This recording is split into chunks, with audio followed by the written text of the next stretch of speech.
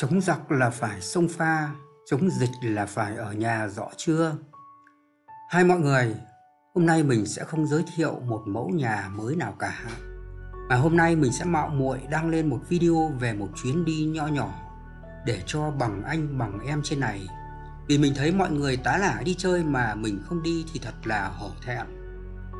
Kinh tế đỉnh đốn, giao thương trì trệ, mình đi giữa tâm bão này chỉ để kích cầu thôi. Thường sau lễ ăn chay Ramadan của người Hồi giáo sẽ là lễ Eid của họ, kiểu như Tết âm lịch của Việt Nam mình vậy, và họ sẽ có 5 ngày nghỉ. Thế là ông giám đốc rủ mình đi đây đó cho khuây khỏa. Ừ thì đi, cung kính không bằng tuân lệnh. Đồng lòng hai kẻ ăn chơi, đi vài ba bữa xả hơi hết mình. Về nhà vợ tưởng còn trinh, ai dè ông đã linh tinh thả dàn.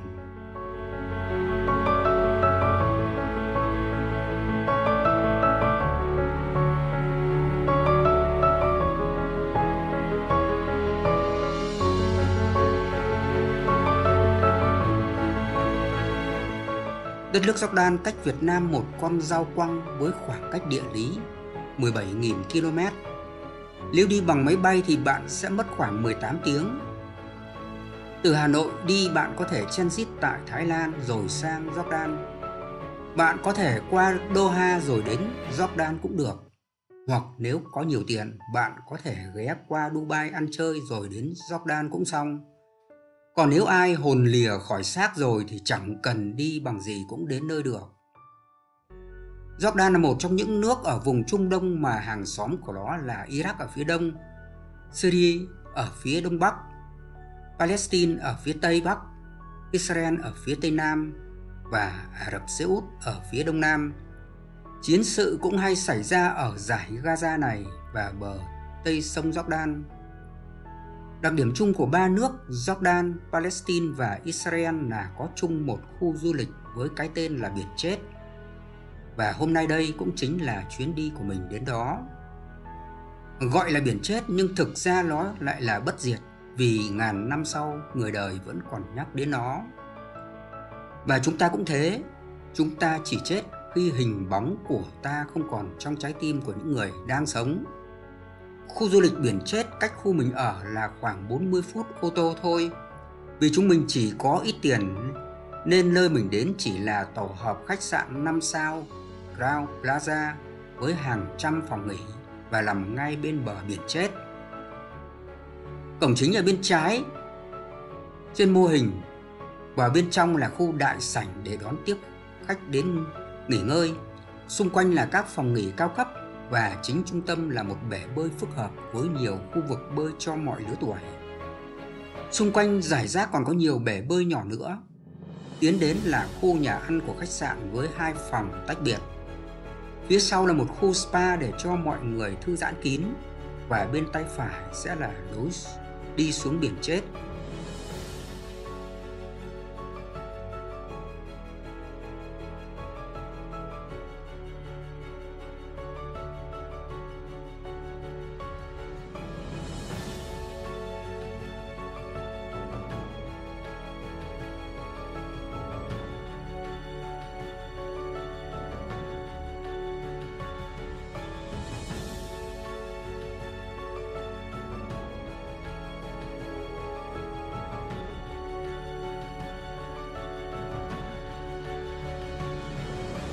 Bước vào đại sảnh, bạn sẽ bắt gặp một không gian hoành tráng rất rộng rãi để đón tiếp khách. Trên tường chính diện là một bức ảnh của Đức vua Jordan. Ở đất nước Jordan này, bạn có thể gặp hình ảnh của Đức vua và gia đình ở bất cứ nơi nào. Nó luôn thể hiện sự tôn trọng của người dân với Đức vua. Các khu vực khác mình không giới thiệu được vì mình còn dè dặt đi lại trong lúc đại dịch thế này. Mặc dù người Jordan rất thân thiện.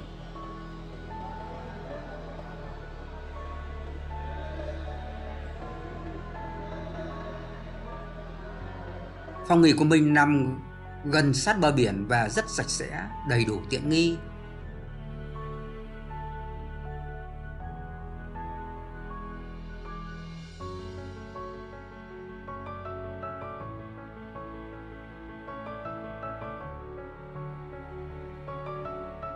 Như đã nói ở trên, giữa khu nghỉ dưỡng là một bể bơi rất lớn với nhiều khu dành cho trẻ con, thiếu nhi, người lớn với các độ sâu khác nhau. Tuy nhiên đa phần là trẻ con với đàn ông tắm, vì phụ nữ ở Trung Đông này họ rất kín đáo. Xung quanh của bể bơi có rất nhiều các ghế tắm nắng. Vắt ngang bể bơi là một cây cầu gỗ để cho bạn có thể đi ra giữa bể bơi mà không cần phải tắm, hoặc để cho mọi người từ các phòng nghỉ từ xa đến nhà ăn được thuận tiện hơn.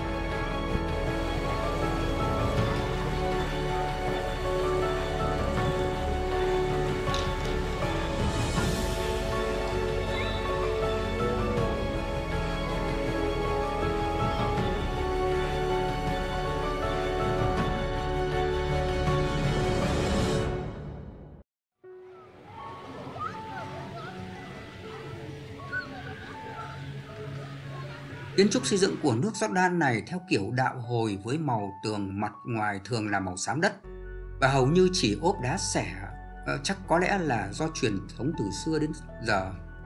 Các mái nhà thường có kết cấu vòm phía trên, hoặc họ ốp trang trí bằng gạch marble hoặc gạch mosaic để tăng thêm phần hấp dẫn. Điều đặc biệt là tường nhà của đất nước Jordan này tương đối dày, thường dày vào khoảng là 30 cho đến 45 cm. Ở bên trong giữa của tường thường được đổ bê tông, mặt ngoài ốp đá sẻ. Và điều đặc biệt là các nước Trung Đông này làm trên ngọn đồi núi cao cho nên nền móng rất chắc chắn và đa phần không phải đóng cọc bê tông cho nền móng, do đó khi xây nhà họ tiết kiệm được rất nhiều chi phí.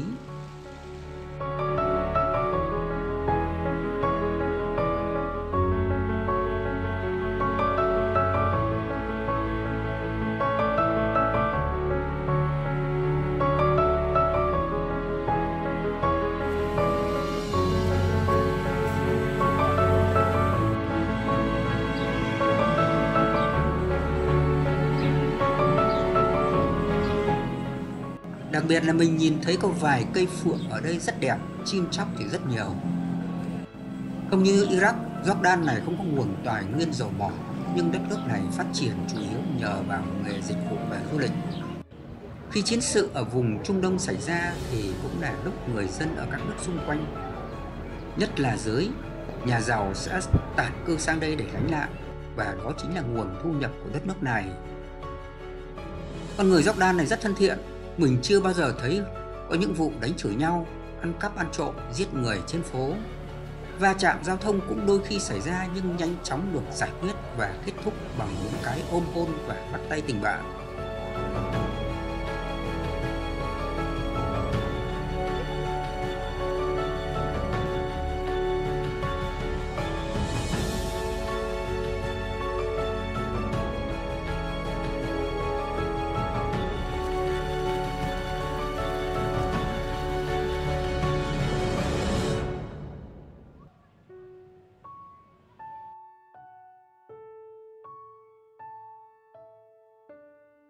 Tiếp theo chúng ta sẽ đi ra bờ biển chết.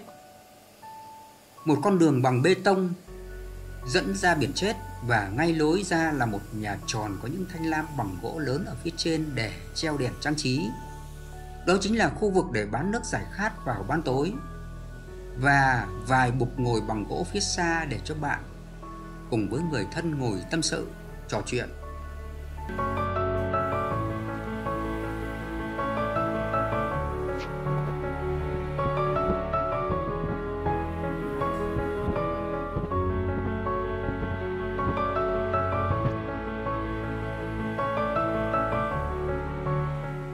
Còn ở phía bên tay phải là khu vực ngồi chung, mà ở đây buổi tối sẽ có các ca sĩ hát phục vụ cho khán giả.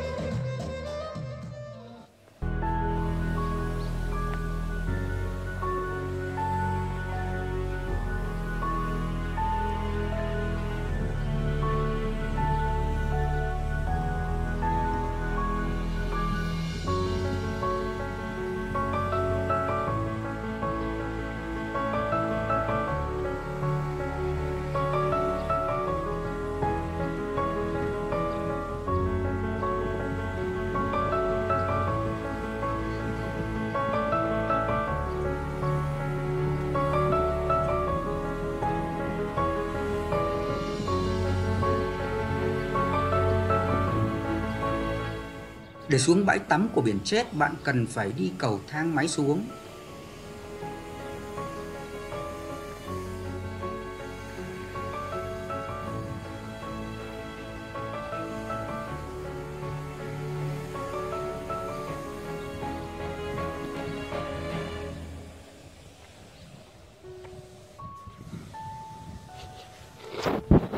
Từ trên này bạn có thể nhìn xuống bãi tắm với nhiều ghế nằm phơi nắng và các chòi bắt rác để nghỉ ngơi thư giãn. Tuy nhiên, hiện giờ đang là lễ Eid cho nên rất ít người xuống tắm hoặc thư giãn. Chiều dài của biển chết là hơn 75 km, chỗ rộng nhất là khoảng 18 km và sâu nhất là 400 m. Nó nằm ở âm 400 m, thấp hơn mực nước biển và xung quanh không nối liền với bất cứ một biển nào, cho nên nó có khả năng sẽ dần dần biến mất. Có tên biển chết vì độ mặn của nó rất lớn, đến nỗi không có một sinh vật nào có thể sống sót nổi. Vì nếu ở dưới đó thì nước mặn sẽ tàn phá đôi mắt của sinh vật này. Nhưng nó lại có cái may mắn cho con người là với độ mặn cao cho nên con người có thể nổi được trên đó mà không cần thiết phải bơi lội. Chỉ cần bạn nằm ngửa lên trên mặt nước hoặc không ngụp lặn để nước biển không bắn vào mắt là được. Nếu nước biển bắn vào mắt bạn sẽ đỏ ngầu và lập tức bạn phải lên bờ để rửa bằng nước lọc ngay.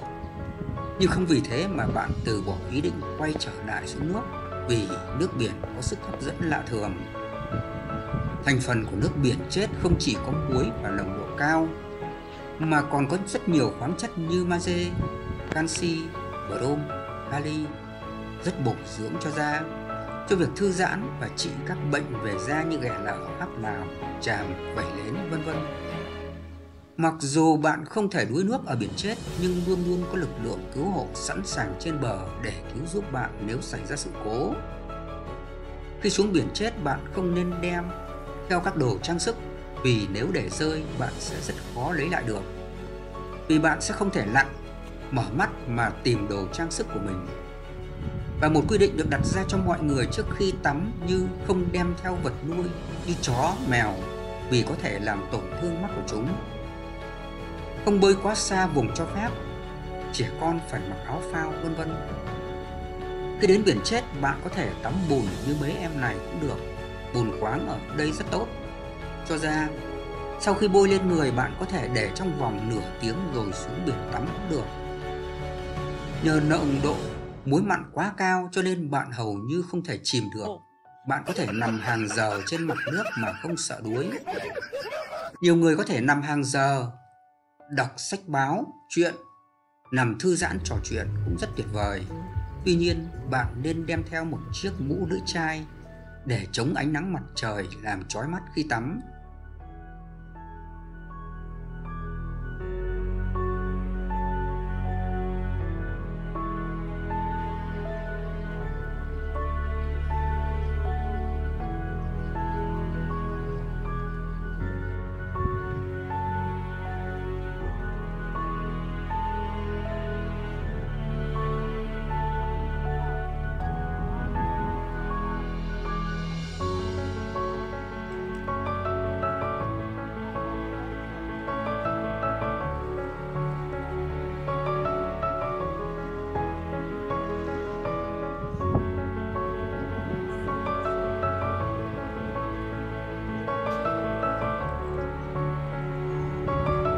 Dọc theo mép bờ biển, bạn có thể nhìn thấy rất nhiều các cái vệt trắng, đó chính là muối đọng lại ở dọc theo bờ biển và sẽ tạo thành từng mảng lớn.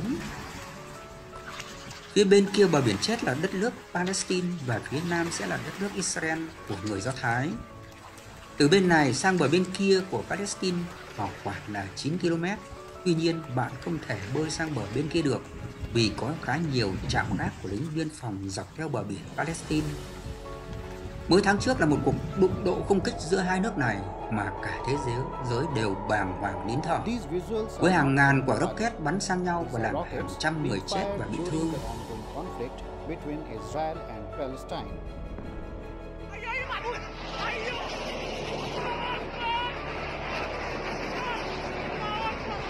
As per reports, more than 2,000 rockets have been fired by Palestinian militant groups into Israel.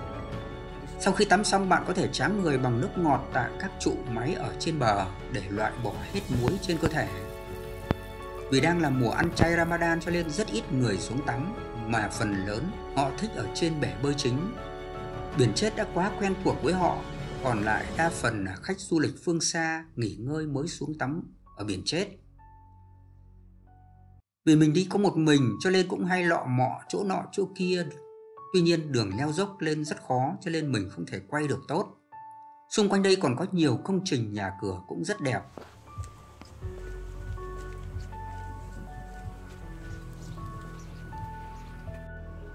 Ngay bên này mình đã nhìn thấy một khu vực biểu diễn ngoài trời với hàng trăm chỗ ngồi giống như kiểu nhà hát Roma Theater mô phỏng thời La Mã.